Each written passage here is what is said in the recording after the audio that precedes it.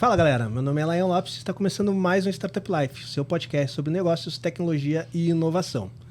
E hoje eu estou aqui de volta à bancada do Startup Life com dois convidados. Um grande convidado, né, que é meu amigo de longa data, também os dois são amigos de longa data, mas um que está estreando aqui, que é o Matheus Zito, ou Matheus Froze para os íntimos, ou gringo, alemão. Gringo. E aí, Froze, beleza? Tudo certinho por aí, né? Tudo certo.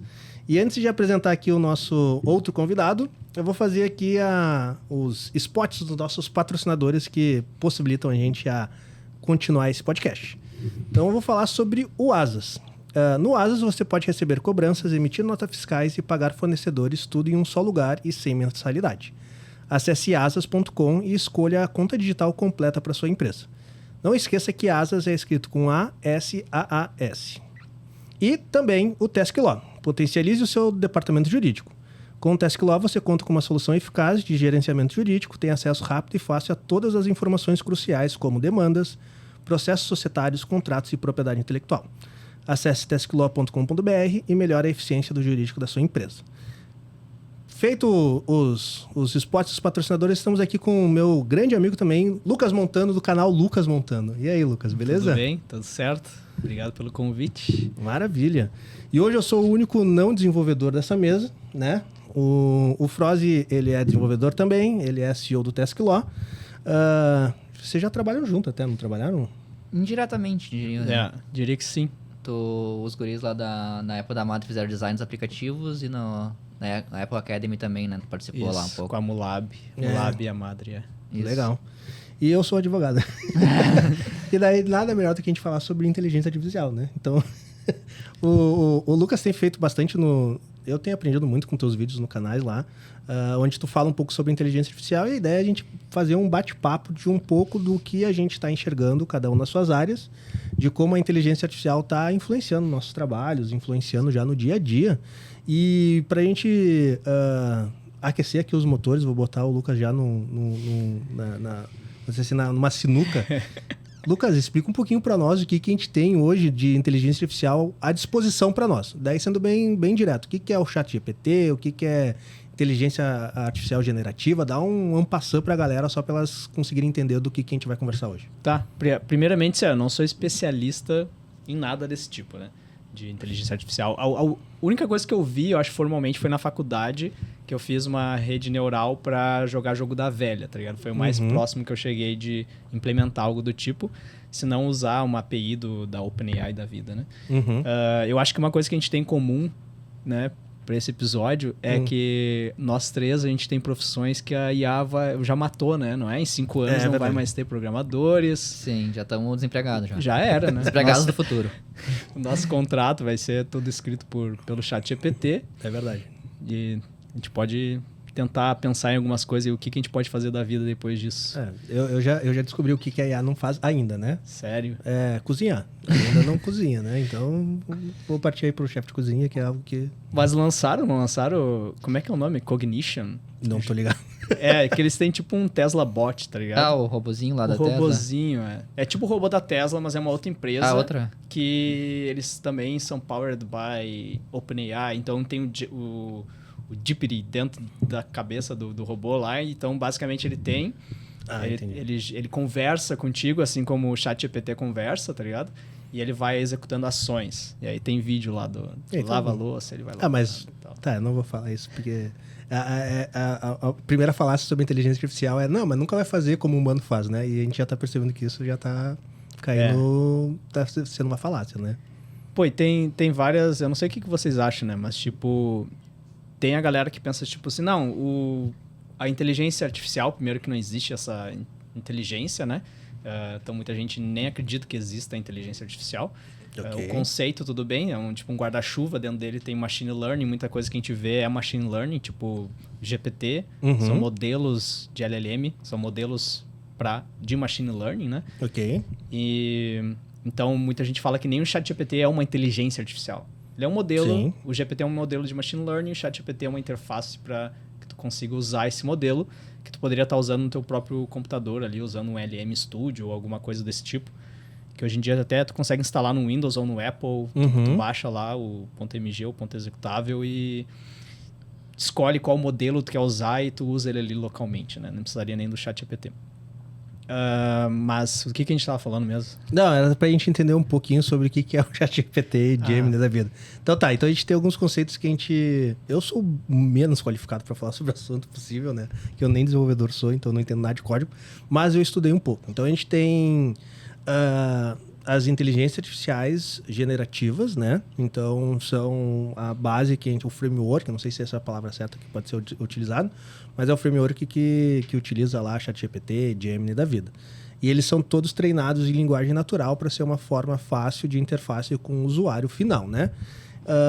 E eu também estava entendendo um pouquinho mais que eles trabalham muito nessa questão de tokenização. Então, eles vão tokenizando, né, vários tipos de informações. Então, uma palavra pode ser um token, ou uma sílaba pode ser um token, uma subpalavra pode ser um token. E na medida que tu conversa com ele, ele vai dividindo isso de acordo com esses tokens, ele vai entendendo mais ou menos o que tu está dizendo, e com base nisso ele começa a processar o que tu solicitou para ele. Basicamente isso, né, Lucas? Basicamente isso. Então, basicamente o que a gente tem, né? Numa rede neural a gente vai ter lá, digamos, os neurônios lá, né? Pode ter vários layers, né? E lá no fim tu vai ter uma saída. Né? O que acontece é que tu tem, digamos, o bias e o weight, o peso e os bias de cada neurônio. O bias vai ajudar a transformar algo não linear e tal em algo linear e tudo mais. Então o bias também é importante no modelo, na rede neural, né? Então tu vai alimentar essa rede neural com dados, depois tu vai ter dados de testes também para validar se o output é o que tu espera, né? Sim. Mas o que tu alimenta nele não vai ser necessariamente palavras, né? Não vai ser tipo uma palavra por palavra. Vão ser os tokens, então, né? Então uma palavra pode ser vários tokens, ou até mesmo pode ser um vetor, né? Tu não precisa necessariamente alimentar com uma sílaba, tu pode alimentar com um vetor de... Sim. Enfim. Legal. E daí, a gente chega no momento agora, em 2024, né? Acho que em 2023 muito se falou sobre AI. Em 2024, meio que a gente está se acostumando com essa ideia do mercado que pode usar a AI como uma ferramenta. E eu, particularmente, dentro do escritório, a gente começou a fazer bastante teste, assim, e tem me surpreendido bastante do quão ele já é eficaz. E aqui a gente está testando o GPT 4.0, né? O ChatGPT 4.0, e como ele é eficaz já no dia a dia. Então, cara, ao longo da conversa aqui eu vou compartilhar algumas experiências que a gente teve aqui que são realmente bem incríveis, assim, sabe? Do resultado que consegue alcançar. Só que, sem dúvida, talvez o mercado de desenvolvimento, os desenvolvedores, tu fala isso bastante no teu canal, e o Froze aqui também, dentro do dia a dia, dentro da empresa, já está sendo utilizado na prática, né? Por muitos desenvolvedores, muitos profissionais, como um copilot ali ao longo do desenvolvimento. Como que vocês enxergam assim, esse potencial de as inteligências artificiais trabalharem em conjunto com a inteligência humana para ter quase como um cérebro expandido, assim, né? Então, tu conseguir ter um maior nível de eficiência, assim, que hoje a galera já está usando, assim, que vocês acham, cara, isso daqui é uma aplicação legal que já está funcionando e eu vejo isso com bons olhos? Cara, eu acho que o principal desafio vai ser encontrar as pessoas qualificadas para fazer a gestão disso, assim. Porque eu vejo que já num contato só humano, assim, tem pessoas em áreas, principalmente de tecnologia, de produto, que não conseguem traduzir certamente para os desenvolvedores o que eles precisam fazer. Então a gente tem aí empresas grandes com produtos ruins, porque eles não conseguem contratar pessoas qualificadas o suficiente para guiar o desenvolvimento do produto. Então não adianta a gente ter o melhor desenvolvedor, que é uma AI, se não tem uma pessoa lá para imputar exatamente o que essa AI precisa fazer. Então eu vejo que esse vai ser o principal desafio, assim, sabe? Tipo, nunca vai pensar sozinho em... preciso criar um produto e falar 3 palavras que esse produto. Vai precisar alguém que entenda como funciona a experiência mobile, como funciona a experiência na web, e explique exatamente, consiga ir verificando passo a passo o que precisa ser feito e aí guiando ali junto com a AI, sabe? Legal. E eu sou muito cético. Na verdade, uma das coisas, cara, que eu venho batendo no Twitter, né? venho tweetando sobre... Sempre quando sai, tipo assim, o Devin, sai a nova versão do GitHub Copilot. É tipo assim, cara, por que a gente não tá falando de IA roubar o emprego do programador escrevendo código? Tipo, por que ela precisa escrever o código para começar? Então vamos começar aí. Tipo assim, eu não acho que a IA vai roubar o nosso emprego porque ninguém mais vai escrever código. O código vai continuar sendo a forma mais eficiente, até porque a GPU é muito cara, né? Mas, tipo assim, eu enxergo que o usuário final não vai ser o usuário que vai chegar pro ChatGPT e falar, tipo assim, cria um aplicativo para mim. E aí o ChatGPT vai escrever o código daquele aplicativo e aí tu vai precisar compilar ou ele vai compilar e vai subir na loja para ti. Tipo, eu vejo que o usuário vai pensar, tipo assim, por que eu preciso de um aplicativo? Exato, vai interagir direto com o negócio. Se tu plugar o teu banco de dados, de repente, tu bota ali, tipo, claro, tem que usar os inputs, mas tu pluga o banco de dados, ele vai te dar todas as respostas ali, né? Exato. Eu criei um GPT, né? O Lion tá falando que vocês criaram também um GPT, tu vai falar sobre isso. Eu criei um GPT que conecta com com Cloud Function do Firebase. Então, basicamente, uma função que tá rodando no Firebase lá do Google, que tem acesso a um banco de dados, de documentos do Firebase. E eu brinquei com o GPT dele ser o meu finanças pessoais, né? Porque, enfim, eu já tive algumas startups nesse ramo. E eu brinquei, tipo assim, eu falei pra ele, cara, eu vou te dar informações dos meus gastos, eu quero que tu categorize eles e salve num formato. Daí eu falei pra ele qual que era o formato. E usa essa API, que eu cadastrei como lá no Actions do GPT. E é isso. E quando eu te perguntar alguma coisa, tu lê da API para pegar os dados. Pronto, tá ligado? Meu aplicativo de finanças estava pronto. Sim. Ele pensava em como categorizar. Eu já tinha, basicamente, então, um sistema de categorização. E outra coisa é gráfico. Me gera um gráfico dos meus dados por categoria. Aí ele escrevia um script em Python, executava para me mostrar o gráfico. Mas ele não precisou me dar aquele script para eu fazer o deploy, tá ligado? Eu precisava do gráfico. O Freud falou um pouco antes, tu complementou assim, né, Lucas? Eu brinco que não me adianta a gente entender sobre inteligência artificial se a gente não entende sobre inteligência humana, né? Então, assim, se eu sou um profissional que não tenho muito claro de que forma que eu vou utilizar a inteligência artificial para beneficiar o meu resultado profissional, eu vou ter um resultado ruim. Então, se eu pedir coisa errada, se eu botar um input errado, eu vou receber um output errado. Então, a inteligência artificial ela vai fazer na primazia aquilo que tu está solicitando para ela. Só que um dos maiores problemas que a gente tem dentro dos profissionais é eles não terem muita clareza do que deve ser feito. Então, um advogado não ter uma clareza de que forma que ele tem que analisar aquele contrato, qual é o resultado que ele busca sobre isso. O desenvolvedor é a mesma coisa. Eu não sei qual é a solução, a feature, ou de que forma que eu tenho que pensar a solução desse produto, desse software. E não me adianta ficar pedindo para o ChatGPT, para o Gemini, que ele não vai trazer o resultado que tu busca, né? Então, eu sempre falo, cara, não adianta a gente ter...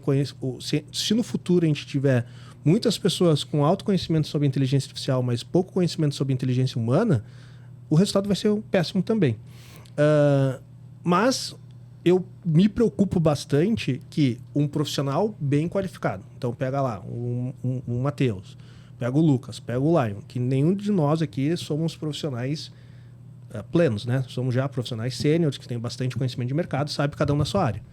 A gente, com esse tipo de ferramenta, a gente consegue ter uma potencialidade muito maior do que se a gente fosse trabalhar completamente sozinho. A gente sabendo utilizar isso é uma ferramenta que nos auxilia na busca dos resultados que a gente tá tentando alcançar. Mas isso muitas vezes pode substituir um profissional júnior, né? Então, essa é uma preocupação que eu tenho. Vou dar na minha visão sobre eu, Lion, trabalhando, e daí vocês vê se encaixa dentro do mercado de vocês. Por exemplo, parte do que um advogado júnior faz muitas vezes é... faz uma análise aqui sobre esse contrato e me traz um resumo sobre ele para eu mandar para um cliente. Coisa super simples, né? Lê um contrato, resume ele e manda para um cliente. Geralmente, quem faz isso não é advogado sênior. Ele manda para um estagiário, manda para um advogado júnior, ele lê o contrato, porque isso é um trabalho completamente manual. É leitura, né? Ordem e comando. Leio, né? e resolvo o problema, né? Faço o resumo. O GPT faz isso de uma forma, na minha área, muito valiosa e com uma curiosidade gigantesca. Analisa um documento e compara essa versão do documento com uma outra versão do documento e verifica se teve algum tipo de alteração. Mas no Word eu consigo fazer isso pela função de comparar. Mas muitas vezes o advogado do outro lado desliga a função de alterar para botar uma alteração ali que tu acha que tu não precisa... quero meio que dar uma tenteada.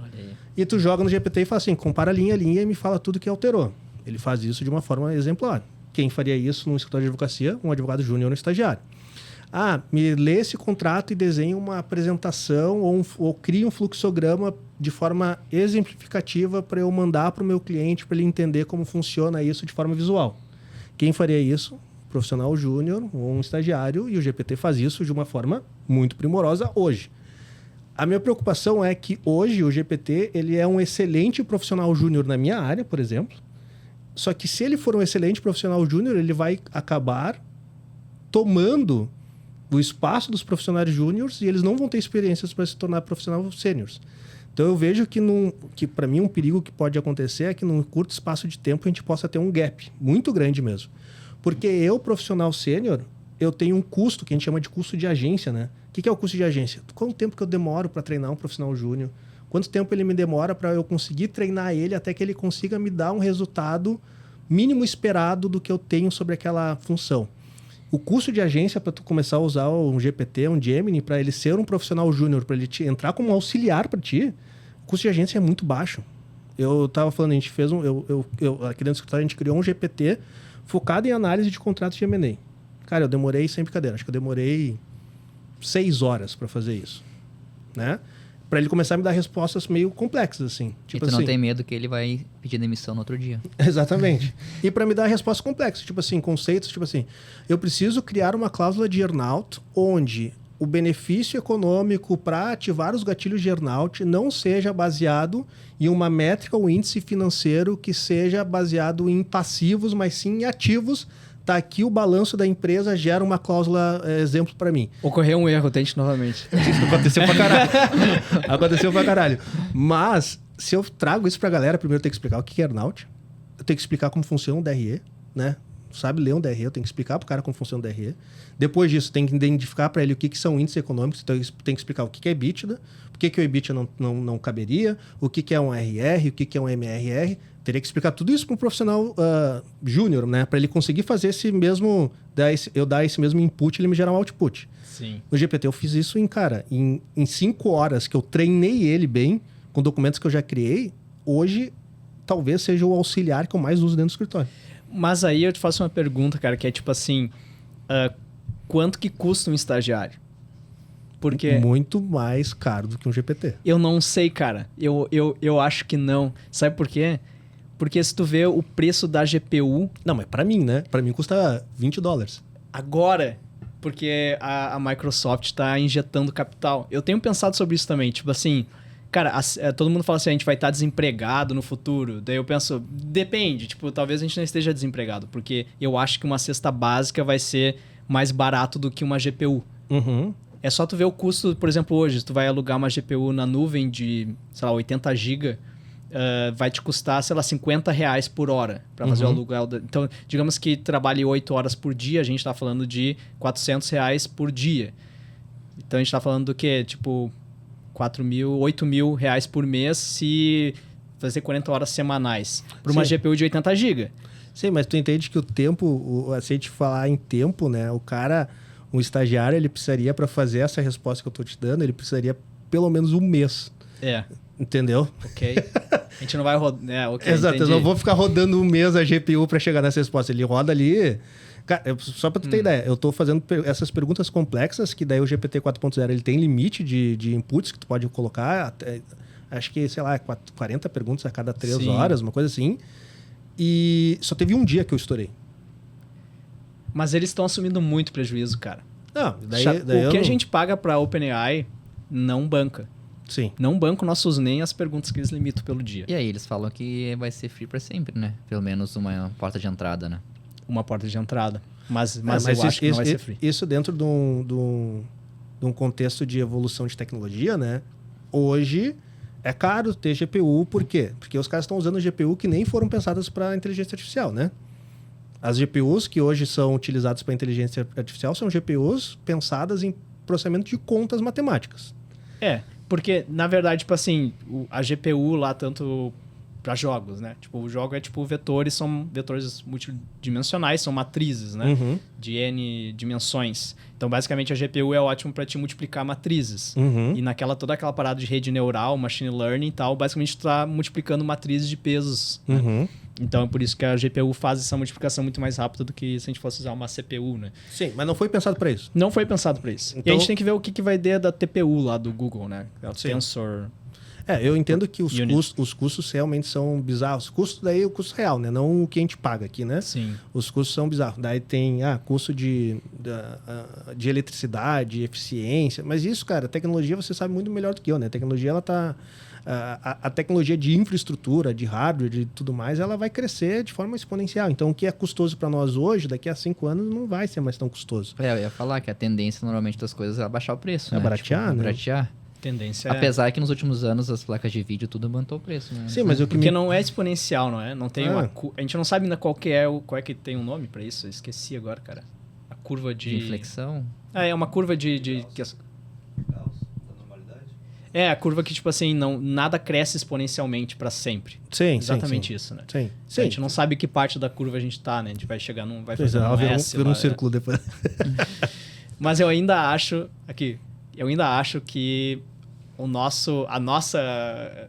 Primeiro que o nosso cérebro não funciona totalmente diferente. Eu acho, a gente não sabe, né? Como que Sim. o nosso cérebro funciona. Mas tem gente que fala que funciona totalmente diferente do GPT. Inclusive, eu tava vendo um tweet do cara que é head de... Porra, o cara é head de inteligência artificial da Meta. Uhum. E ele tá batendo muito na tecla que, tipo assim... Não, a gente não pensa em linguagem natural. Ele começa a questionar, tipo assim... Sim. Uma criança ainda não aprendeu a falar, quer dizer que ela não raciocina ainda? Ok, será que ela fala, tem diálogos internos para fazer alguma coisa, ou já existe uma inteligência ali que não depende da língua, né? Sem dúvida. Até porque quando tu pensa, tu não pensa em texto, né? Tu não tá raciocinando algo e na tua mente tu tá criando um textinho onde tu vai acompanhando, né? Tem gente que acha que sim, Não, que bate na tecla que sim. Sim, é porque tu consegue botar pra fora do jeito que tu sabe, né? Isso, tu verbaliza aquilo numa função... Mas na que tua tu- própria cabeça, quando tu tá pensando em palavras, né? Não necessariamente, cara. Vou fazer uma pergunta, então, pro Matheus. A pergunta que o cara fez no tweet que me fez pensar nessa linha de que, tipo assim, vai bater um limite, a gente não sabe quando, de inteligência que talvez o estagiário possa treinado render, ser mais esperto, digamos assim. É que eu acho que não vai ter estagiário. Ok. É esse que me preocupa. Porque... Eu acho que vai ter porque Porque tu o não esta- vai ficar lá perguntando, tu mesmo perguntando essas coisas. Tu já pede pro estagiário fazer e ele vai te trazer. Então, ele vai acessar o GPT e vai te trazer as Tudo coisas, bem, mas entendeu? a questão é ser. tudo custo de agência, cara. O custo de agência é simplesmente isso. A gente estuda muito na nossa área essa questão de assimetria de informação. Se eu passo para o estagiário, eu tenho que garantir que ele está compreendendo exatamente aquilo que eu pedi para ele conseguir pedir isso para o chat GPT de uma forma igual que eu pedi para ele. E o risco e o custo de eu conseguir fazer ele entender em fazer a pergunta certa da mesma forma, é mais fácil eu bypassar ele e fazer uma pergunta direto para alguém que vai me entender. Mas aí não é escalável, tu não consegue fazer tudo. Na Claro parte de que é, programação claro. também tem esse mesmo problema. Tipo, muitas tudo bem. pessoas sêniores às vezes não sabem pesquisar no Google até antes do ChatGPT Mas daí- no Stack daí- Overflow, entendeu? Daí não tinha que ser sênior, daí, né? Esse é o problema do mundo do desenvolvimento, né? Teve um... Mais Sênior ou de 2 menos. anos. É o sênior de micro-ondas, né? Tu coloca ali 30 segundos, ele Sênior entra no júnior. miojo. Exato. É mais ou menos. É porque tem algumas pessoas que pensam de um jeito diferente. Tipo, sei lá, tem pessoas que pensam... Mas o cara ser sênior, agora vamos falar, o cara ser sênior, ele tem que ter uma base que... Agora eu não sei, tá? Vocês me corrijam aqui. Mas o cara ser sênior é só ele ser pica no que ele faz? Na parte de desenvolvimento. Bom, ele faz mais do que escrever código, eu diria. É. Sim, mas mais do que escrever código, mais do que ser um cara pica que escreve um código foda, ele tem que saber, de alguma forma, ou treinar outras pessoas ou delegar parte da função dele, né? Mas ele pode não ser bom em entender a experiência do usuário, digamos assim. Sim, mas tô falando focado na área Não, dele. mas isso faz parte também, entendeu? Só que o cara, pra ele ser pica e ele falar assim, eu sou tão foda que eu preciso potencializar o que eu faço, eu tenho que, no mínimo, me apoiar num time. E pra eu me apoiar num time, eu tenho que saber me comunicar, tenho que saber transmitir o meu pensamento pra outras pessoas. Esse é um cara sênior. Depende. Na minha Tem visão... o cara sênior líder e tem o cara sênior, que é o cara sênior programador. Que ele não é... Tem muito... Tanto que é uma coisa que falam de programador, né? Tem um programador que recebe a pizza embaixo da porta, né? Que eles falam. E esse cara é o cara sênior que ele vai lá, preciso que tu resolva esse problema aqui. Esse algoritmo aqui, preciso que tu resolva. Ele não vai saber se comunicar. Mas esse cara vai ser substituído pelo ChatGPT. Não o Júnior, ao meu ver. E esse cara é o mais fácil de ser substituído. Sim, ele é o que não se comunica. É. Sim. Mas o... Tá, entendi. Acho que os dois podem ser substituídos nessa função aí mesmo. Só que esse cara aí, se ele conseguir entender um pouco sobre inteligência humana e conseguir se desenvolver, ele não vai ser substituído. Mas o Júnior, ele não vai ter essa opção. O Júnior, ele não vai ter tempo hábil de conseguir se desenvolver. Essa é a minha visão. É que tem pessoas que não conseguem ganhar essa skill social, velho. Não, tudo bem. Esse cara tá fora do mercado, tá fora do jogo, meu. Só que imagina... sei lá, que tem uns caras muito gênio, que não tem skill social, que eles conseguem criar umas coisas absurdas, a pergunta que o que eu falo é assim, principalmente na minha área, né? Eu falo, cara, a gente não trabalha com as mãos, a gente trabalha com a cabeça. Se grande parte da tua função tu tá fazendo com as tuas mãos, tu vai ser substituído. Um advogado com a implementação de inteligência artificial, se ele faz 80% do trabalho dele com as mãos, ele vai ser substituído por uma inteligência artificial. Tu acha que os estagiários hoje, os júniors, eles se sentem subutilizados ou, ao contrário de subutilizados, superutilizados? Cara, eu vou dar um exemplo, tá? No escritório, a gente não tem mais estagiário. Foram todos substituídos pelo chat. Não, são todos... Não é isso. É que a gente chegou a um tempo, já faz um tempo que a gente faz isso. A gente chegou a um tempo que a gente entendeu. O custo de ter um estagiário é maior do que ele entrega de benefício, a médio e longo prazo. Então, hoje no escritório, a gente contrata advogados que já tenham um arco de conhecimento, seja um skill social, mesmo que seja advogado júnior. E a gente treina esse cara. A gente fala, cara, vale a pena a gente investir daqui em diante.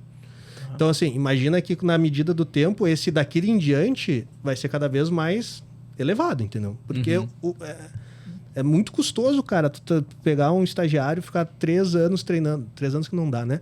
Mas ficar 1 ano treinando estagiário, daqui a pouco o cara sai. Puta merda. Daí quando o cara começa a entregar resultado, ou o cara não entrega o resultado porque tu ficou 1 ano, 2 anos treinando ele não entrega o resultado que tu busca, entendeu? Mas vamos imaginar um cenário que tu tem 3 advogados na tua equipe, tá, né? E tu tá recebendo mais demanda. Tu precisa contratar um quarto, tá? E aí... A pergunta que eu faço, preciso? Não, digamos que tu chega numa escala que tu precisa, porque digamos que tu passe... Eu tô no ápice da minha eficiência. Tu tá no ápice da tua eficiência. Chegou mais um cliente. Tá. E tu já tá no ápice da eficiência. Tu vai precisar de mais uma pessoa sênior para fazer os prompts para uma IA. Ou para gerenciar se a IA... Ou fazendo... Não até pedindo os prompts, mas tu vai chegar num nível que tu vai ter pessoas que vão precisar revisar, fazer auditoria da IA. Porque tu já vai ter agentes da... Tipo, a gente pode falar um pouco dos agentes que estão surgindo, né? Que é basicamente executar IA que executa o que a IA... tá gerando de resultado já. Então, tu vai ter pessoas que vão ser, sei lá, auditores de IA, para ver se elas não estão fazendo merda. Sim. Né? Então, tu chegou num ponto que tu precisa contratar alguém. Tá. Aí o mercado já tá com todas as pessoas sêniores contratadas, as outras pessoas estão totalmente desempregadas, jogando beach vôlei, não sei o que elas estão fazendo da vida. Provavelmente estão vivendo mais do que quem tá trabalhando. De alguma forma, eu não sei qual que vai ser o futuro. Mas, enfim, aí tu não vai achar essa pessoa já sênior. Tu vai precisar treinar uma pessoa. Como que tu imagina esse futuro? Isso vai ser uma merda. É isso que eu tô falando.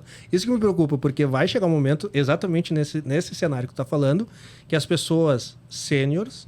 É o gap que eu te falei lá no início. As pessoas sêniores já vão estar muito bem treinadas e já vão ter a sua eficiência ao máximo acompanhada de uma IA da vida. E vai ter uma camada gigantesca de pessoa que não teve nem a oportunidade de conseguir se desenvolver. É exatamente isso que tu tá falando, é a minha preocupação. Tá, e uma pergunta aqui. No mundo do desenvolvedor, a gente consegue, digamos, se treinar, sair de júnior para pleno sozinhos. Fazer um aplicativo por conta, fazer um back-end, fazer um side project. Cara, em teoria, o advogado júnior, ele pode pegar e estudar casos, pode estudar coisas. É muito difícil. E ele querer, mas se uma pessoa esforçada, uma pessoa que enxerga que ele tem potencial, ele pode também ter a facilidade. O problema é tu achar a pessoa. Eu acho que o teu problema maior é achar a pessoa certa do que necessariamente eu não vou cair naquela falácia de falar assim, não, isso só a interação humana pode acontecer. Mas parte do que é complexo, cara, que ainda eu vejo que a IA não consegue fazer isso e vai demorar muito tempo para fazer. Que é tu conseguir ter a percepção de micro-reações, né? Então, assim, eu estou conversando com o Lucas agora, parte do que um advogado bom trabalha dentro de si é muito mais eu observar o que o Lucas está reagindo no momento que eu estou falando do que prestar atenção no que eu estou falando. Isso é parte de arco de negociação. E isso, cara, isso é uma experiência muito humana, entendeu? É complexo fazer isso. Então, por isso que eu falo assim, se essa pessoa júnior ela vai conseguir se desenvolver isso de forma autônoma, como um desenvolvedor que vai lá e coda e consegue, eu acho pouco provável, cara, porque nada ainda não consegue substituir um treinamento de uma relação humana onde eu sento eu e o Lucas agora e a gente vai falar assim, Lucas, a gente vai ter que resolver essa questão agora aqui nessa sala fechada e a gente vai ter que chegar num acordo e uma negociação. E se o coletivo for desnecessário no futuro?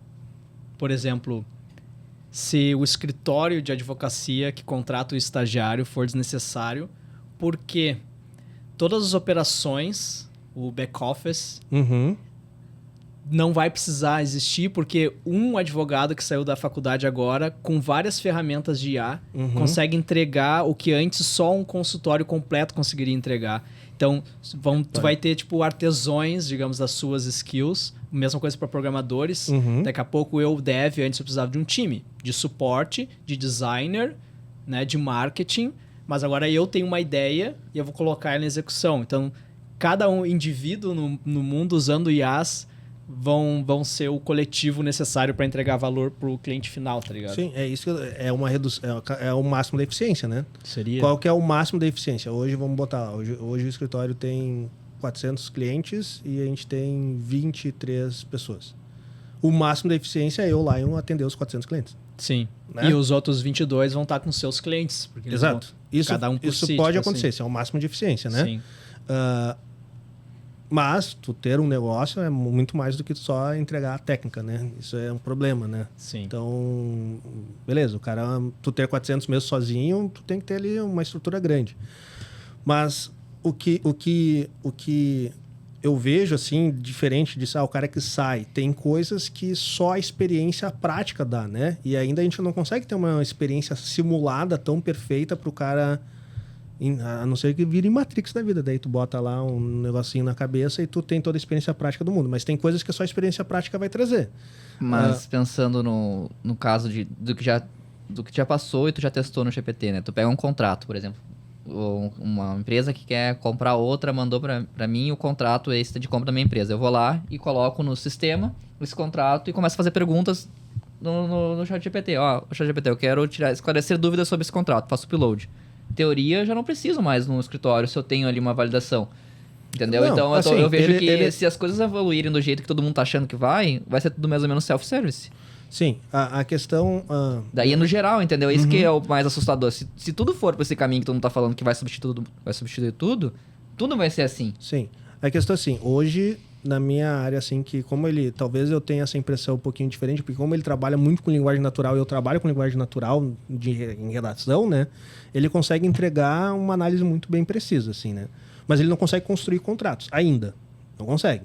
Tu pode pedir para ele faz ruim. Ele até entende, mas daí tu manda...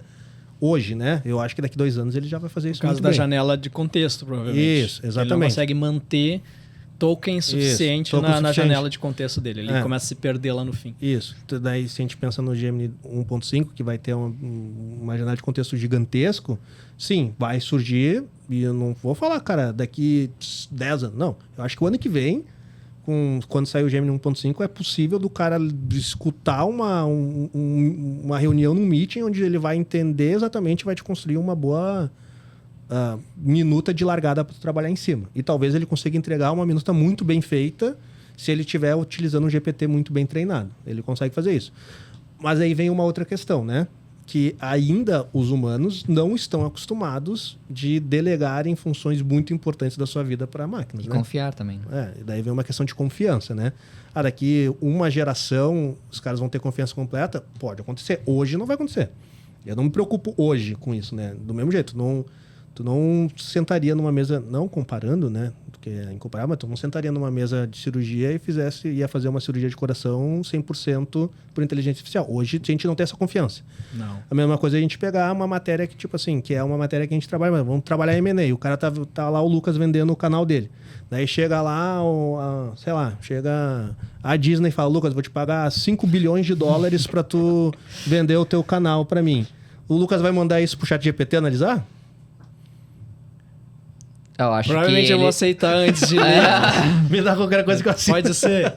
mas conhecendo, digamos assim, se tu tem uma confiança... Já tem... Se digamos, tem um software no mercado que faça isso, eu vejo que a tendência é as pessoas, primeiro, que tem esse viés de experimentar coisas, tipo o Lucas, eu como programadores, de testar lá primeiro. Sim. Pode acontecer. Não, vai, tipo assim, vai. vou ver aqui, vou ver. Bah, mas você tá dizendo isso aqui, bom... Cara, eu posso arriscar, eu posso contratar alguém. Daí fica meu... Mas é isso que eu tô falando. Essa camada inicial, que é muito manualizada, vou fazer um contratinho, vou dar um tiro no meu pé, tá? E daí, isso tu pode botar no teu canal ali, Lucas. Se tu pega um GPT e se tu cria um GPT e tu se preocupa em pegar uns 10 bons contratos de desenvolvimento de software, joga pro GPT, tu não precisa contratar mais nenhum advogado. Porque é um contrato simples de ser feito. O que tu precisa é de uma boa atenção. Só que esse tipo de camada, se tu é um advogado que tu trabalha exatamente somente nessa camada de complexidade, tu te fudeu. Essa camada de complexidade vai ser uma camada que vai ser dominada por esse tipo de solução. É que depende muito da preocupação de quem tá utilizando o contrato, né? Tipo, antigamente, nós como desenvolvedores, a gente não tinha... Queria fazer um site pra alguém, precisava fazer um contrato. Eu ia lá no Google e pesquisava contrato de modelo, template, não, pronto. Cara, é assim, ó, um exemplo, tu falou isso aí, bom, é um exemplo. Antigamente, quanto se o cara gastava pra fazer um site pra empresa dele? Vou fazer um site. O cara gastava uma nota boa, contratava lá um design, não sei o quê. Hoje em dia, a galera pega template pronto. Essa camada foi esmagada, entendeu? Vai acontecer isso com inteligência artificial. Vai ter uma camada que vai ser esmagada. Então, cada área vai entender. Na minha área, eu entendo bem qual vai ser a camada que vai ser esmagada. E isso, cara, a gente fala assim, a advocacia é um mercado bem retrógrado, né? Mas, imagina que a Daniela, minha sócia, ela entrou aqui pro escritório já faz 8 anos. Há 8 anos atrás, ela trabalhava no escritório que trabalhava com ação massificada de banco. E há 8 anos atrás, esse escritório já usava inteligência artificial para fazer petições repetitivas. Que é assim, cara, essa petição aqui, eu sei que para essa matéria, quando dá esse tipo de eu vou fazer uma petição inicial, onde eu só mudo o nome e valor que tem que ser alterado, eles botavam para um robozinho fazer isso direto. Era a inteligência artificial de if-else, né? E até essa aí, o ChatGPT era sempre uns if-else e a pessoa falava, não... É tipo isso, só if-else, regex, entendeu? A única coisa que ele fazia de diferente, que ele não era tão tosco assim, é que ele conseguia... Ele treinava, tipo assim, saía o juiz dava uma decisão e tu falava assim, quando tiver essa decisão ou essa camada de decisões, as petições têm que ser essas aqui. Entendeu? Era uma IA especialista, né, que a gente fala. Exato. Porque o que mudou agora é que, tipo assim, a gente tá tentando achar uma IA que ela não precisa ser treinada para A para poder fazer B, né? Porque esse vai ser o pulo, né? Sim. Que vai do AGI que pode vir aí. O Lucas já falou que talvez esse sênior sem skills sociais pode ser um dos caras em risco. Eu acho que sim, porque ele provavelmente é o menos criativo também. Sim. E o que tu acha, Frase? Ainda não tô 100% convencido. Tipo, sei lá, não sei ainda ter uma opinião certeira sobre isso, sabe? Porque eu vejo que é muitas pessoas, assim, não sei ainda o que vai decorrer, assim, se realmente vai evoluir. Não, mas aqui no podcast, Matheus, tu tem que dar uma opinião convicta. Pega o que tu acha, pega o que tu acha e fala como se fosse a verdade absoluta. Exatamente. E fica aqui já o adendo daí, entendeu? Não é a verdade absoluta. Mas a gente vai falar como se fosse pra ter graça, tá? Com muita convicção. Eu não acredito, exatamente. então. Eu não acredito que a inteligência artificial vai roubar o emprego dos desenvolvedores. Aí tu corta agora e Daí viraliza. Mas assim, tá, beleza. Agora, eu também não acredito que vai roubar emprego de ninguém, tá? Mas eu acho que vai... Não, vai simplesmente extinguir o emprego, né? Não é que roubou o emprego de uma pessoa. Que o emprego não é mais necessário. Eu acho que a minha visão é bem de ter uma dificuldade de barreira de entrada para quem não tem experiência nenhuma. Entendi. Eu acho que essa é algo que eu acho... Eu tô pensando num recorte muito pequeno do meu escritório. Eu acho que isso vai ser temporário, porque eu acho que no final vai ser uma pessoa sendo autossuficiente para não precisar ser contratado por outra empresa. Entendeu? Temporariamente, as pessoas vai ter menos emprego, mas ao longo prazo, cada indivíduo vai conseguir clientes, de alguma forma. Sim. Sacou? E vai fazer tudo que antigamente só uma empresa completa conseguiria fazer. Tudo no mundo virtual. Tudo na Matrix. O que eu vejo, assim, é que talvez cria um abismo bem... Um abismo não, né? Mas talvez uma disparidade boa entre estágios, assim, né? Eu entendo, daí baseado, né, na minha única experiência pessoal. Mas, tipo, baseado assim, no que eu perguntei pro ChatGPT. Mas assim, tu pega uma galera ali de profissionais sênior, vamos botar assim, né? Que eles têm ali, um é um pouquinho mais evoluído, o outro é um pouquinho menos evoluído, mas estão todos ali dentro de um RAID semelhante. Se tu usa muito bem a inteligência artificial, esse RAID tenta ficar meio que muito próximo um do outro. Meio que quase todo mundo fica equilibrado. Todo mundo é mediano. Não mediano, mas tipo, a diferença entre o pior sênior e o melhor sênior fica menor. Ok. Entendeu? Porque o pior sênior, teoricamente, ele consegue entregar algo semelhante ao melhor sênior. Tu disse usando a IA ou Usando a IA. Usando a IA. Usando Porque a IA. a IA é uma rede neural que usa pesos Isso. que vai ser uma média. Isso, exatamente. Então, meio que equilibra. Só que esse sênior que, teoricamente, ele se aproxima do sênior que fosse melhor, ele se distancia do cara que é júnior. E o cara que é júnior, talvez, não sei se ele consegue alcançar ele na mesma proporção utilizando a IA, entendeu? Talvez ele vire pleno mais rápido. Eu não sei. Talvez ele fique bom o suficiente ou em fake until you make it mais fácil. É aí que tá. A grande questão é assim... Bom, não é a gente se preocupar, a gente já é sênior, né? Exato. Sorte que a gente vai começar. Mas essa não é preocupação, é bem nisso. Eu não estou nem um pouco preocupado com isso, na verdade. eu vejo só com a minha cabeça agora, vou ser muito escroto, né? Mas a minha cabeça como empresário, assim, eu vejo só com olhos positivos, porque a tendência é que ele me reduza custo de produção. Sim, que na verdade o cara que contrata o Silva Lopes, ele tá querendo a confiança que o Silva Lopes traz que aquele contrato vai estar certo. Ele não precisa saber quem foi que fez a análise ou quem foi. Ele é só o carimbo. Ó, isso aqui foi carimbado pelo Silva Lopes, então eu sei que isso aqui é bom. Exatamente, é isso que ele procura. Isso. E a mesma coisa que procura quando contratam o Lucas é a mesma coisa. Quando o Froze trabalha é a mesma coisa. Isso não independe da ferramenta que a gente utiliza para a gente dar o nosso aval, entendeu? Mas tem uma galera que não tem esse tipo de reconhecimento de mercado, entendeu? Não tem esse tipo de reconhecimento. Vão ter que conquistar cliente por cliente. Ter. Que é por isso que eu acho que vai ser mais difícil para essa galera, então. Vai ser mais difícil. Porque geralmente existe um mecanismo de arco de... como que eu posso dizer? De aceitação de uma nova tecnologia, né? Muitas vezes, por exemplo, eu vou tentar pensar como desenvolvedor, tá? Eu sou um desenvolvedor, daí vocês podem me tacar pedra aqui, mas eu sou um desenvolvedor e saiu, sei lá, uma linguagem nova de programação. Quando começou o mercado mobile, daí foi lá, o Lucas, o Froze, foram lá, fizeram o BPID, aprenderam a programar lá para aplicativo da Apple. Isso foi um diferencial de mercado para vocês, não foi? Foi. Lá no início. A gente pegou bem no início da onda. Isso, né? Sim. E daí demorou... Nem foi tanto, né? Tem gente que começou em 2009. Imagina, eu comecei em 2015. Tu começou bem antes, né? Eu comecei em 2010. Eu comecei em 2015. Imagina, tava 5 anos atrasado já. Mas imagina, que tem 5 anos de diferença, mas ainda tu conseguiu surfar uma boa onda, porque a adesão dessa tecnologia demorou bastante tempo. 5 anos um pro outro ainda tem um mercado super promissor, né? Sim. Eu vejo que a adesão da inteligência artificial de forma prática para os profissionais hoje vai ser muito curto. Então, a galera que começar a fazer uma... eu sou um profissional que estou começando a minha carreira, mas tenho um bom conhecimento de inteligência artificial, e isso vai ser um diferencial momentâneo para mim, não vai ser os 5 anos de diferença entre vocês. Vai ser, 1 ano. Porque daqui a pouco o velho lá, o cara que nunca teve conhecimento com inteligência artificial, ele vai conseguir ver que isso é ridiculamente fácil de ser utilizado.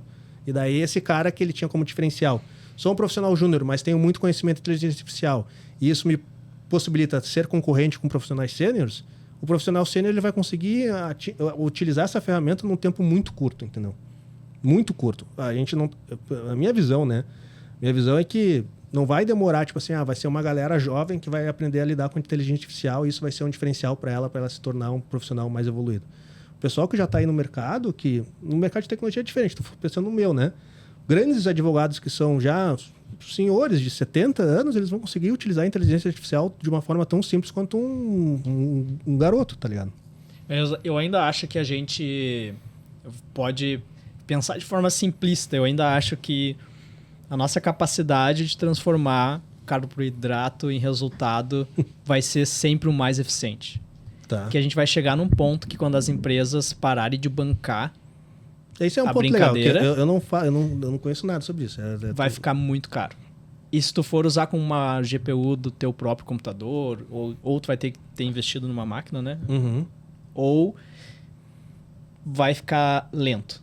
Se tu quer qualidade sem ter o recurso, vai ficar lento. Se tu botar recurso, vai ser mais caro do que pagar o salário de um estagiário. A gente tem tu tá dizendo que a gente tem um filtro bom ali no meio. Se a galera toda começar a utilizar, ele não tem capacidade computacional de entregar o mesmo resultado que ele entrega hoje. Exato. Para uma galera pequena que tá usando.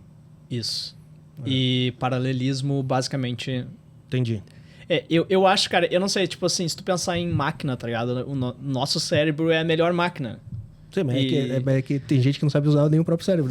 Mas aí a gente tem que... Eu acho que, tipo assim, o estagiário, ele vai ser treinado e ele vai se tornar, entendeu? Tipo, tu não precisa colocar mais GPU, ele já nasceu com um monte de GPU. Com um monte, tá ligado? Tipo, mais do que ele usa. Sem dúvida. Mas, enfim... Eu tenho uma visão positiva, né? Me preocupa esse gap, mas a minha visão é super positiva. Eu tenho uma visão muito positiva. Até para onboarding, assim, de galera, né? Se tu treina lá, se tu faz um GPT focado só em treinar a galera, talvez o tempo daquilo que eu falei, o custo de transação, de tu ter que ensinar um cara, talvez substitua. Não tem que ser tu que te ensine o cara, entendeu? Tu contrataria um dev para fazer o sistema da Silva Lopes? Claro. Um dev IA. 100% IA. Ele vai fazer deploy, tudo. Não, porque eu não confio ainda. Tá. E daí nem sei se ele tem capacidade ou não. É uma questão de confiança. Relação humana. Eu penso muito em manutenção, cara, também. Sem dúvida. A gente tá no boom de criar. Vamos criar. Mas a gente não pegou nenhum projeto ainda feito por IA para dar manutenção. Eu acho que a gente vai ter que começar também a calcular, tipo assim... Uma das coisas que eu tenho visto também, cara, pelo menos no mundo da programação, eu soube que a IA não ia roubar meu emprego quando ela escolheu um framework para desenvolver o meu app. Uhum. O que eu quero dizer com isso? Não é eu contra frameworks, né? Eu tô falando em geral, pode ser um site, um website app, web app. Uhum. Obviamente, nós como dev, a gente ia escolher um framework e tal. Mas, cara, tipo assim, a IA, ela escolheu um framework porque ela foi treinada com tutoriais da internet de versões de frameworks, e ela, ok. Mas ela não criou o framework e ela vai dar manutenção do framework, ela vai lançar um novo framework. Uhum. Tipo assim, e vai chegar um ponto que ela vai ter que criar por conta própria e a gente vai ter que confiar nessa criação por conta própria. Ela seria muito inteligente. Ok. Daí a pergunta é, quem vai dar manutenção para algo que não foi criado por nós? Uhum. Então tem dois caminhos. Um que é tipo assim, o que ela faz hoje é basicamente criar em cima do que a gente já criou. Daí a gente olha para isso tipo assim... Só tá usando o que eu tô usando, tá usando, tá ligado? E por outro ponto, tipo assim, mas e se ela for tão foda que ela não precisa, ela vai criar por conta própria? Ok, mas quem é que pode dar manutenção nisso? Tu vai confiar? Porque depois que foi feito o deploy, ninguém mais vai entender. Digamos que ela cria uma linguagem de programação própria, mais eficiente de todas, a nível de máquina, e aí a humanidade não vai mais conseguir dar manutenção por isso, porque só a IA vai entender. Aí a gente vai confiar. Então tem um balanço que é tipo assim, quanto mais foda ela for, menos talvez a gente confie, porque o humano não vai conseguir dar manutenção. Uhum. E quanto menos foda ela for, ela vai precisar do humano pra criar primeiro, pra depois ela replicar, tá ligado? Uhum. Fui longe demais agora. Não, mas eu consegui pegar. Sim, no que tu falou, depende. Sim, mas muda tudo, né? Muda todo o conceito que a gente tem hoje. Nesse cenário é substituição total daí, né? De tudo. Isso. Tipo assim, substitui tudo. Todas as camadas, né? Mas é o que a gente tem hoje. Se ela é inteligente o suficiente, assim, substitui todas as camadas. Uma pergunta que eu quero fazer, que eu achei interessantíssimo, tá? E eu tava lendo um artigo sobre o Gemini 1.5, e daí tem um ponto que eu achei legal, que abriu uma pergunta, que é da possibilidade de não existir mais linguagem de programação, mas somente linguagem natural para criar códigos. Que é o que o cara da NVIDIA falou lá. Isso aí. Eu não sei o que pensar sobre isso. Não concordo assim com ele, cara. Porque imagina que uma linguagem de programação é só uma tradução de uma linguagem natural, né? Sim, para que a máquina entenda. Mas é que tem outras coisas por baixo, né? Não vejo isso acontecendo agora, porque... Tipo, tu não consegue...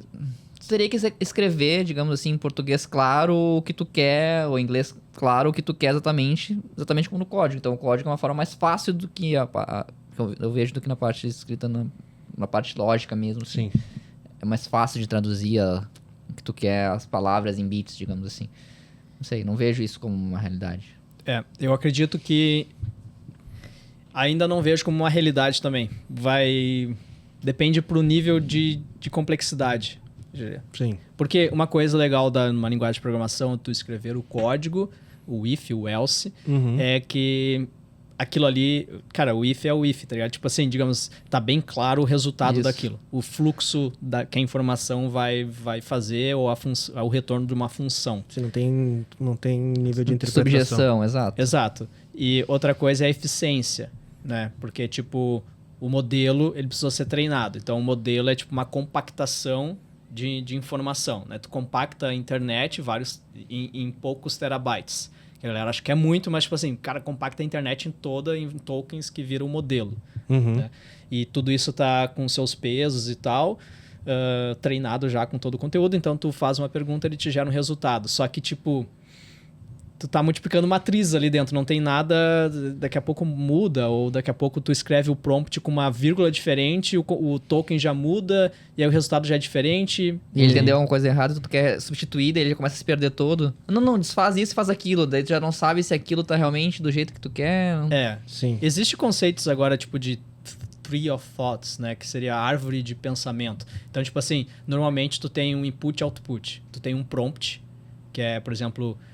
Me dá uma lista de 5 nomes. Aí o GPT vai te dar 5 nomes, né? Lion, Matheus, Sara, Lucas, vai te dar 5 nomes ali. Ok, isso tipo input e output. Aí tu tem depois uma coisa que é tipo chain of thoughts, que seria uma cadeia de pensamentos. Que basicamente quando tu dá o prompt, tu também dá um exemplo ou tu pede para ele quebrar. Na verdade, tu pede para ele quebrar em pensamentos antes de dar a resposta. Sim, isso eu faço isso bastante. É. Para eu entender se ele está compreendendo cada etapa do que eu estou pedindo para ele. Exatamente. Daí tu consegue... Basicamente, essas estratégias de prompting, elas estão sendo incorporadas nos modelos, né? Então, quando alguém vai lá e pergunta de forma burra, digamos, tipo, me dá 5 nomes, sem dizer o formato de retorno e tudo mais, o que eles estão fazendo é, tipo, eles já colocam um algoritmo de encode, eu acho que eles chamam de encoding ali, que ele quebra isso em cadeias de pensamentos e tu consegue debugar a resposta da IA. Né? Em vez de ela te dar só a resposta direta, ela pensa um pouco mais, entre aspas. Né? Sim. E tu tem a árvore de pensamentos, que seria um paper, um artigo que saiu alguns anos atrás. Eu não sei se faz um ano ainda. Que é basicamente tu tem uma árvore de decisão. E tu consegue navegar nessa árvore com DFS ou BFS, para quem é da área. Tipo, tu faz busca na árvore de pensamentos. E aí tu conseguiria, talvez, debugar essa árvore de pensamentos. Né? E ir para um lado, ir para um ramo, voltar para o outro. Aí talvez a gente consiga debugar mais o retorno de um input que foi algo escrito em linguagem, em português, digamos ali. Sim. E hoje, assim, na prática do dia a dia de vocês estão usando a IA de alguma forma no trabalho que vocês desenvolvem hoje? Eu ainda prefiro buscar no Stack Overflow sobre resultados quando eu preciso... tá contando algum bug, eu preciso criar uma coisa nova. Eu ainda prefiro ver exemplos de outras pessoas que passaram por aquilo e ver os comentários, as interações das pessoas, porque às vezes as respostas... eu não quero um código... Eu, na maioria das vezes, eu não quero um código pronto. Eu prefiro ver o que o cara fez, a solução dele, qual foi o pensamento por trás daquilo e entender como eu botar dentro do meu código. Porque eu não quero só pegar e copiar o código inteiro do cara e colar ali. Às vezes sim, só pra testar se aquilo funciona. Mas na maioria das vezes eu quero ver qual foi a solução dele e pensar se aquela solução exatamente aquilo ou se eu tenho que fazer alguma adaptação porque eu quero, sabe? Sim. Então eu não... O Léo ali que trabalha comigo, ele às vezes pede pro GPT criar o código pra ele, ele pega o código, cola e vai ajustando. Mas eu prefiro nessa outra solução, assim, que é o que a gente fazia normalmente antes, né? Só Stack Overflow e interagir ali, né? Legal. E tu? Já eu não uso mais Stack Overflow nem o Google. Sério? Não. Tá, mas tu usa o quê? Eu costumo usar o GPT. Legal. O GPT, e eu criei um pré ali no plano, tu pode customizar, né? Aham. Então, tipo assim, tem duas perguntas que ele faz. Como tu quer que eu... O que tu quer que eu saiba, né? Uhum. E como que tu quer que eu te responda. Isso. Quando tu tá criando um GPT lá, né? Isso. Ou no chat GPT mesmo, não precisa criar um GPT próprio, tu consegue nas customizações customizar isso, né? Os pré-prompts. Legal. Basicamente, ele pega esse pré-prompt e joga na janela de contexto antes do meu prompt. Né? Basicamente, é para me poupar de estar sempre copiando e colando esse pré-prompt. E aí, o que eu peço para ele sempre é, tipo assim, antes de me dar algo, sempre busca na internet antes e tudo mais. Então, tipo, normalmente ele já busca na internet. Mas ele te traz as referências daí, os links, alguma coisa assim? Agora sim. Agora sim. Que é uma coisa que o Bing fazia, né? Sim. Quando o Bing colocou lá o Mas isso o GPT. 4.0, né? Isso, o 4.0. O 4.0 ele busca link já. Ele te dá o link. Às vezes os links estão quebrados. Sim. E às vezes tá quebrado por um bug na interface do ChatGPT. Enquanto ele tá escrevendo o link tá certo, mas quando ele termina o prompt, tu vai clicar, dá erro no link, mas tipo... Se copiar o URL string, ele funciona. Aí funcionaria, é um bugzinho. Mas tu sente, tipo, claro, tu tá usando mais tempo isso, mas tu sente confiança? Claro, tu vê o código ali, mas tu não sente falta de, tipo... É que ele explica também, né, o porquê, mas tipo, tu vai vê... testar, né? Porque eu vejo no Stack Overflow que um cara botou ali o que estava dando errado e um cara respondeu o que deu certo. Daí vai vir outra pessoa e vai dizer, pra mim isso não deu certo. Pra mim deu certo isso.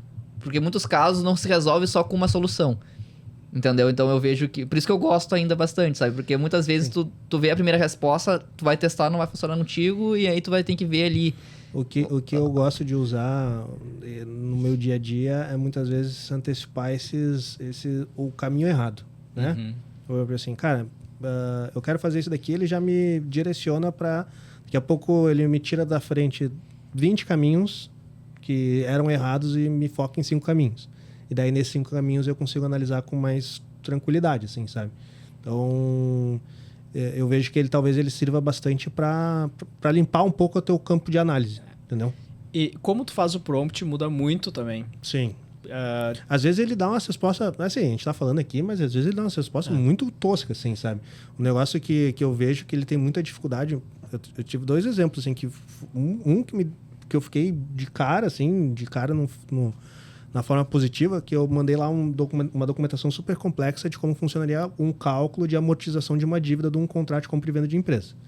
E daí eu só mandei o documento e falei assim, me explica como funciona o critério de amortização. Amortização. Isso aí. E ele trouxe certinho, e eu falei, agora me faz uma tabela progressiva de como que vai evoluir a dívida, considerando que o CDI vai ser de uma média de tantos % ao mês. E ele trouxe a conta certinha, e me entregou um resultado, e eu fiz o resultado depois numa tabela de Excel para confirmar e estava certinho. Só que em outro caso, tu pega uma tabela, muitas vezes do Google Planilhas, manda para ele, tu pede para ele conseguir informações básicas, e ele fala assim, eu não consigo porque o banco de dados está formatado, deveria ser formatado dessa outra forma. Daí tu fala assim, tá, então considera que ele tem que ser formatado dessa forma que tu tá me trazendo. Daí ele fala assim, analisando, erro. Daí ele não consegue, daí ele trava ali, entendeu? Mas uma coisa, por exemplo, que eu vi um exemplo, né? Se tu fala pra ele, tipo assim, eu tenho 2 laranjas e eu comprei uma maçã. Quantas frutas eu tenho? Aí, tipo, ele vai te falar, sei lá, tipo, não pode fazer um cálculo errado. E aí, se tu falar pra ele, tipo assim, eu tenho 2 xícaras de café e o Lion me trouxe mais uma. Então, eu tinha 2 mais 1, fiquei com 3. Eu tenho 2 maçãs e comprei um abacaxi. Quantas frutas eu tenho? 3. Aí ele acerta. Porque, tipo, tu deu um exemplo de como transformar aquela estrutura da tua frase num cálculo matemático. Daí, se tu der uma outra estrutura, ele vai usar o exemplo que tu deu. Então, nesses exemplos que ele não consegue ler a tabela, vale a pena tu dar um exemplo. Tu fala assim, tá aqui a tabela, eu quero que tu soma as médias. Por exemplo, se a gente estivesse somando as 2 células, a média seria tanto. Daí ele pega e consegue fazer, tá ligado? É um negócio que ele não faz, assim, que eu acho que deve... Talvez, daqui a pouco, a Microsoft deve lançar. Tipo assim, se tu sobe um arquivo de Excel para ele não consegue analisar a forma dentro das células. E muitas vezes a forma dentro das células, numa tabela, explica muito de onde que chegou aquele resultado. Porque se ele buscar só em padrão, a gente não se dá conta, mas a gente, pelo menos na minha área, né, a gente constrói muito Excel sem que o padrão fica claro para quem construiu, mas para quem enxerga não tem padrão assim, sabe? E daí muitas vezes tu fala assim, considera que na célula tal a fórmula é essa daqui e que essa fórmula ela é aplicada em toda a coluna tal e que se repete, não sei. Daí ele, opa, tá, agora eu entendi. Ele não tem uma capacidade ainda de entender 100%, assim, sabe? E o quão preguiçoso vocês acham que a gente vai continuar sendo? Porque tu falou de Excel, né? Uhum. Tem um amigo meu que fala, tipo assim... Cara, se tu não usa o Excel, tu já tá errado. Já vamos começar desse princípio. Se tu não sabe usar o Excel, tu já tá errado na tua profissão. Em qualquer profissão, né? Em qualquer profissão. Uhum. Deveria saber usar o Excel. Muitos sistemas poderiam ser um Excel. Sim, sem dúvida nenhuma. Certo? E a gente vai chegar na conclusão também que muitos sistemas poderiam ser só uma IA. Só que, cara, será que as pessoas vão querer usar a ferramenta ou elas ainda vão ser preguiçosas? Da mesma forma que elas não usam o Excel hoje, elas não vão querer pensar nos prompts corretos, né? Como explicar pro GPT para extrair o melhor dele. É verdade. Mas daí a gente tá perdido, né? Se a humanidade chegar no... Na verdade, a gente não tá perdido, né? Os profissionais bem qualificados, eles vão estar se Não, destacando sim, ainda mas, como com sempre. certeza, com certeza. Mas se tu pensar assim que a gente vai ter uma camada de população que tem preguiça até de perguntar uma coisa básica, daí estamos fodidos mesmo, entendeu? Como sociedade, estou falando agora. Estou fazendo um pensamento filosófico, assim. Mas esse é um outro negócio que eu também acho que é uma má utilização, assim. Vou usar a IA somente como um respondedor de análise de dados. Pô, então não faz. Para mim, isso é horrível. Cria um dashboard, entendeu? Faz um dashboard, pensa no dashboard, as informações estão lá, tu vai bater o olho, vai ser mais rápido tu enxergar aquela informação do que tu mandar um banco de dados e a IA ficar te trazendo informações. Algo que eu achei legal, por exemplo, a gente subiu aqui todo o banco de dados nosso da parte comercial, né? A gente pegou, eu subi pro XGPT e daí fiz algumas perguntas que é interessantes. Tipo assim, por favor, analise qual que é o ICP ideal do escritório, considerando o tempo o prazo de fechamento de contrato e o maior ticket médio. Daí ele trouxe, o teu melhor, né, ICP seria esse cara aqui. Ele é o cara que tu vende menos tempo com ticket médio maior. E daí eu começo a fazer uma pergunta. Considerando o padrão que eu tenho vendido para esse cara nos últimos 4 anos, quantos caras igual a esse eu vou vender nos próximos 30 dias? Daí ele me traz já uma resposta baseada, daí ele explica, mas ele já traz uma resposta legal. Imagina que esse é um cara que tu contrataria um analista de dados para conseguir fazer esse tipo de resposta que ele te trouxe. Que ele é muito segundos. bom nisso, hein? Isso ele é bom. Classificação e também prever o futuro baseado em dados passados. Isso daí, tanto que a gente estava pensando dentro do escritório, o Pedro, que é o nosso CFO, a gente estava pensando em trazer uma pessoa só de análise de dados, assim, sabe? Eu não sei qual é o termo correto, mas seria um analista para fazer isso. Cara, me gera projeções e tudo mais. E a gente já está revendo e talvez a gente nem vai ter essa posição aberta, porque a gente entendeu, cara, ele consegue abrir isso, ele consegue chegar nesse resultado de uma forma muito rápida, assim, sabe? O cara tu precisaria contratar para ele saber o que perguntar, né? O que gerar, né? Porque às vezes tu não sabe exatamente o que tu busca, né? Isso é a função do Pedro, que é o CFO, então ele sabe o que perguntar. Só que para ele chegar naquela resposta, ele tem um custo humano muito alto de ficar analisando linha a linha de dados, encontrando parâmetros e entendeu? Sim. Isso é uma função que hoje eu vejo que ele consegue fazer muito bem, assim, sabe? Em que ponto tu acha que vocês vão precisar criar o próprio modelo para pelo menos ter alguma propriedade intelectual?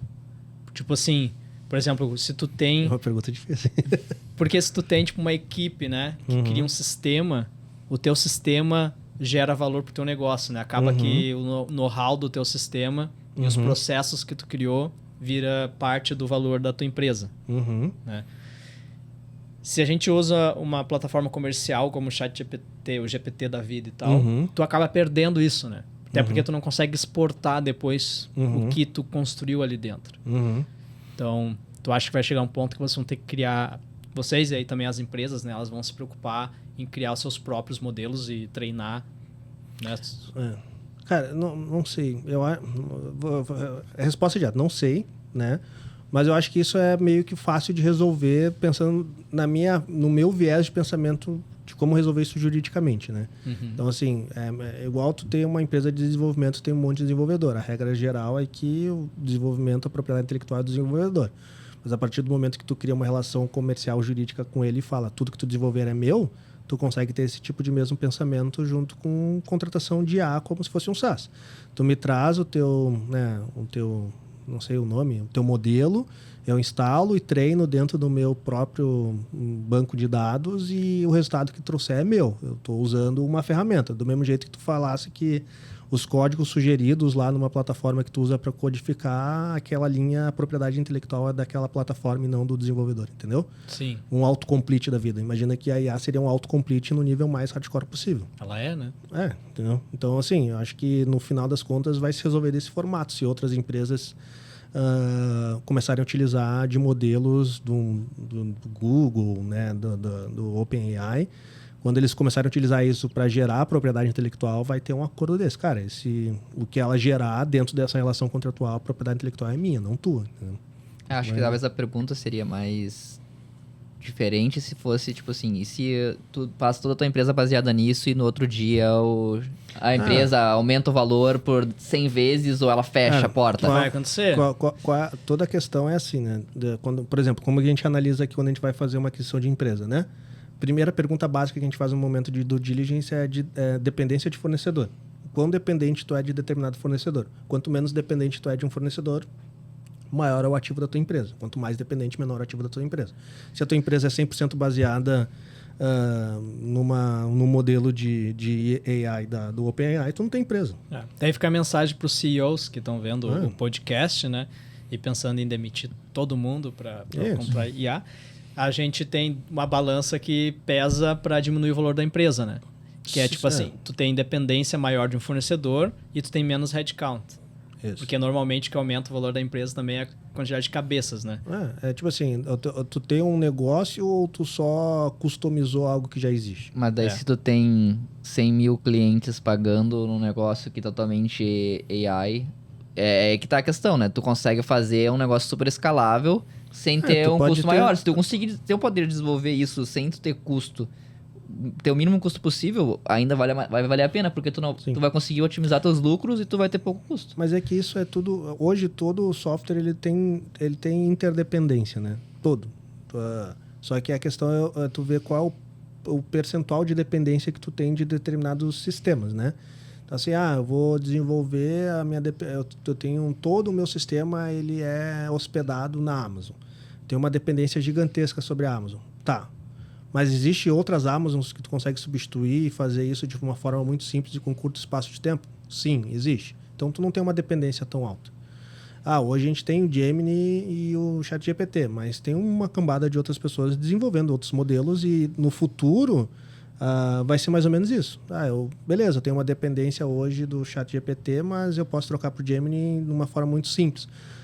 Imagina quão dor de cabeça era há 20 anos atrás tu trocar o servidor, né, do teu, aonde eu estou hospedando, onde está o meu código. Era uma dor de cabeça gigantesca. Hoje não, hoje tu faz em, sei lá, nem sei quanto tempo, mas eu sei que não é tão difícil assim, né? Deve ser, agora o pessoal deve querer me matar, né?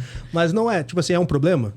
Tipo assim, eu vou ter que sair da Amazon e ir pra Azure. Depende do tamanho da empresa, né? Exato. Sim, mas vamos pensar assim, numa gigantesca. O Google, a Globo fez isso, né? A Globo tinha... Mas não fechou, não acabou a empresa, né? Não acabou. Então não tem uma dependência extrema, entendeu? Isso que eu tô falando.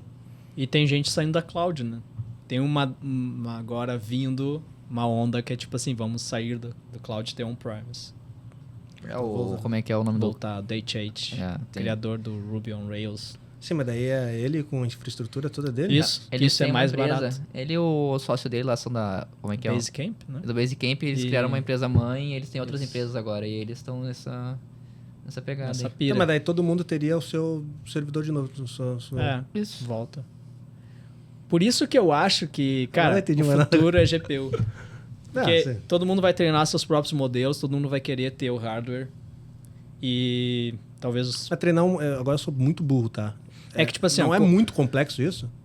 Não. Isso que a OpenAI fez e o Google tá fazendo não é muito complexo? Não, é complexo o sistema, né? Porque tipo assim, não é só o modelo, é todo o sistema que que usa esses diferentes modelos. Hoje em dia, por exemplo, o ChatGPT, ele é multimodal, acho que já. Uhum. Eu não sei se dá para considerar, mas eu acho que sim. O 4.0 acho que é ele multimodal. tem um sistema. Então, por isso que, por exemplo, ele consegue desenhar uma solução de um prompt que tu deu, ou ele consegue ler uma imagem, gerar um prompt de saída. Então, tem múltiplos modelos ali dentro, não é um modelo só, né? Uhum. E, então, depende do quão complexo tu quer. Mas se tu quer ter a propriedade intelectual, tu vai precisar ter o teu modelo. Porque, do contrário, tu tá... Ou depende também do ritmo que a janela de contexto vai crescer. Porque quando tu cria o teu GPT e tu sobe documentos para ele, ensinando ele, isso aí, na verdade, não tá retreinando o modelo. Não é uma nova versão do modelo que tu tá criando. Né? O que tu tá fazendo é usando aquele conteúdo como prompt. Né? Então, tu tá ocupando espaço no token context window, ou de janela de contexto, né, dos tokens. Então, todos aqueles documentos de treinamento, na verdade, são tokens do teu prompt.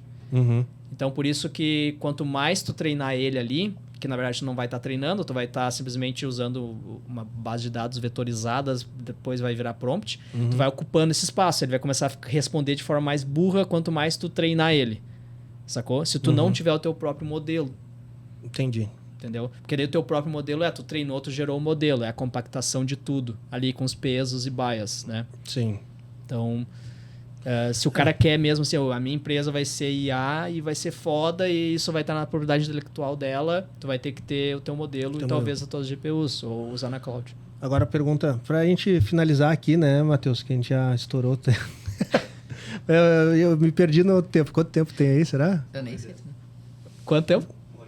1h10. Ah, tá bom, beleza. É igual o Flow, vamos 5 horas. Mas uma pergunta, assim, eu achei que a gente tava mais estourado, mas uma pergunta. Tu tava comentando, agora tu chegou num ponto que me abriu a mente, não tinha pensado nisso. Daqui a alguns anos, desenvolver modelos de IA vai ser tão simples como desenvolver software hoje em dia? Eu acho que já é. Não sei, eu não sei. Eu acho que já é, porque tu pode criar em cima de modelos já existentes também, né? Não, tipo assim, hoje tu é desenvolvedor, mas tu sabe criar modelo de IA hoje? Não sei. Tu sabe criar modelo de IA hoje? Não quero... Não sei se é indelicado fazer essa pergunta. Não, eu tenho uma ideia. Deve ter desenvolvedores especialistas nisso hoje em dia. Sim, não, mas tô falando assim, tão simples não, tão acessível como... hoje tu aprender a desenvolver software. Sim, entendeu? tu aprende na internet hoje em dia.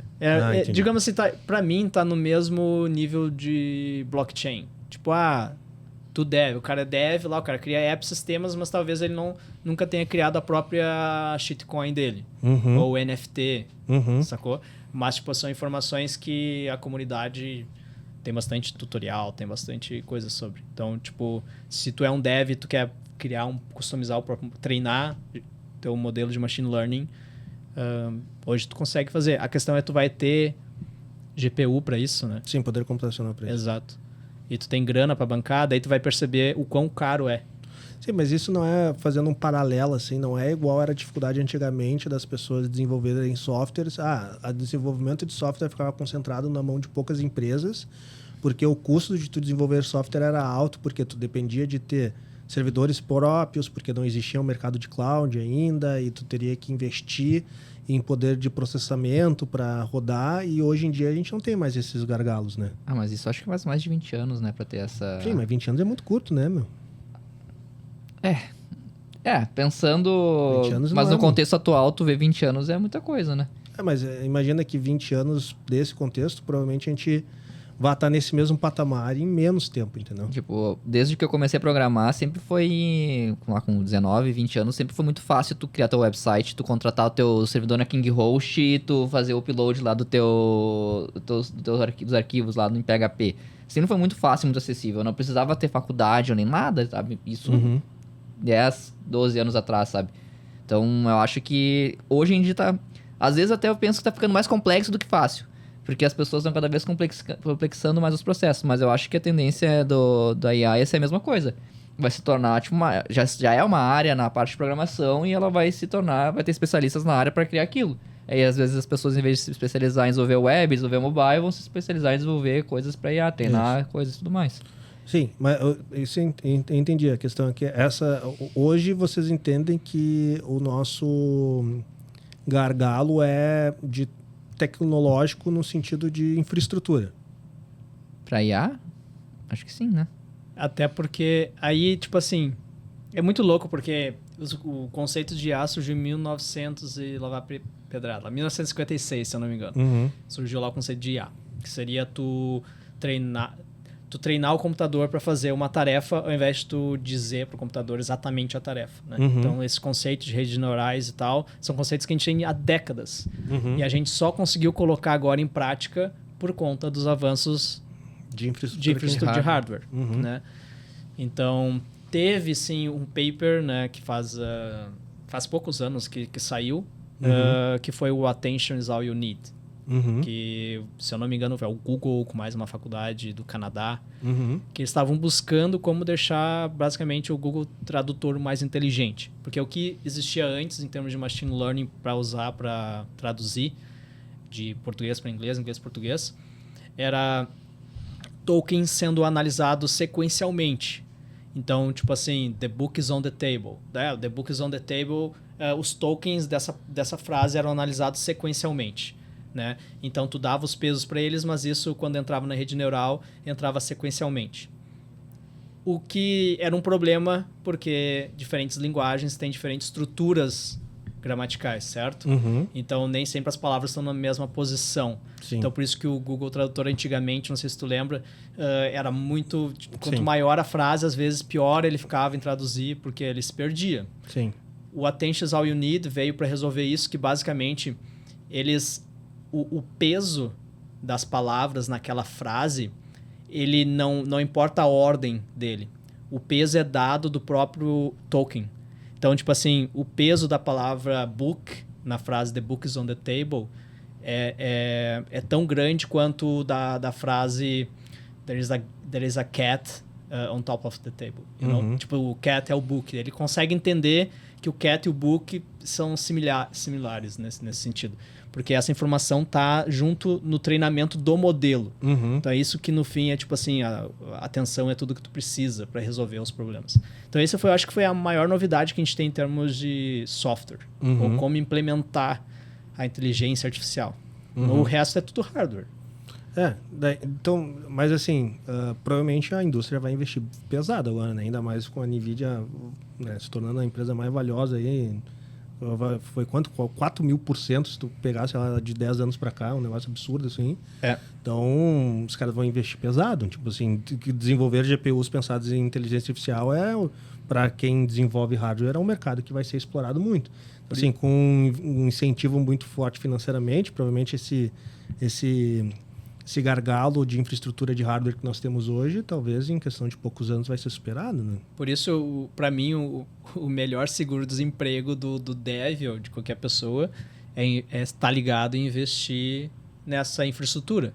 Sim. Tipo, se tu tem medo que no futuro as IAs vão roubar o teu emprego, tá, então pensa assim, tá, qual é a infraestrutura? Eu gravei um vídeo sobre isso, acho que faz uns 10 meses. Uhum. Porque que a gente estava comprado em NVIDIA e Tu investiu em NVIDIA?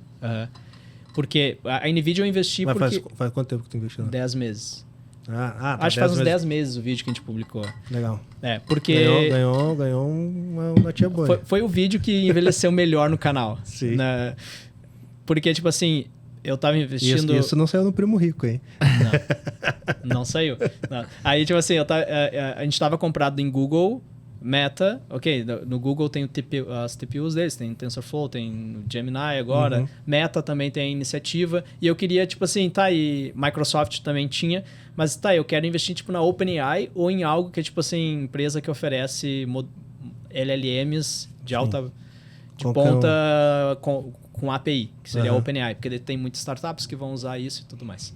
E não tem como, tá ligado? Porque a OpenAI é fechada nesse sentido, tu não consegue investir nela. Daí eu pensei, tá, ok, quem é o parceiro do OpenAI? Daí eu vi, não, eles compram o GPU da NVIDIA. Eu disse, tá, ok, vou investir na NVIDIA. E, de qualquer forma, no futuro, se novas empresas surgirem, elas vão precisar de GPUs, porque é um hardware que é muito... não é qualquer um, tipo assim, não, vou abrir uma concorrente de NVIDIA. Cara, o material para criar a NVIDIA, a matéria-prima, commodity, ela é basicamente, provavelmente um cartel, tá ligado? Tu tem que ter o contato certo de quem fabrica os chips. Não é bem assim, eu vou criar uma concorrente da NVIDIA. Sim. E a NVIDIA é a que detém o maior mercado. Então, 10 meses atrás eu pensei, não, vamos comprar a NVIDIA então. E aí... E provavelmente os caras que desenvolvem microchips vão todos começar a investir parte do seu planejamento para os próximos anos em desenvolver GPU também, né? Mas a captação que o pessoal da OpenAI quer fazer de trilhões é pra criar um concorrente direto, não é? Tipo, eles querem fazer uma captação eles querem fazer os próprios chips. Isso, eles querem... 7 trilhões, eu acho que eles estão buscando. Se basear nos e-mails que eles trocaram lá com o Elon Musk, né? Não, vamos pedir muito mais, porque aí a gente não parece desesperado, né? Você chegou a ver as trocas de e-mails lá entre eles. Sim, eu vi. Mas, assim, não uma recomendação de investimento, obviamente, né? Até porque ninguém é investidor aqui, ninguém é consultor de investimento, então a gente tá falando abobrinha aqui. Exatamente. Mas algumas abobrinhas dão certo, né, Lucas? Pode dar super errado, né? Agora que ele subiu 2.000%, vamos entrar no... Esse é um dos pontos que eu fiquei assim, puta merda, cara. Eu devia ter... Parecia, agora falando, pensando, era tão óbvio assim, né? É a mesma coisa Bitcoin, né? Bitcoin tem a portinha lá, $64 mil.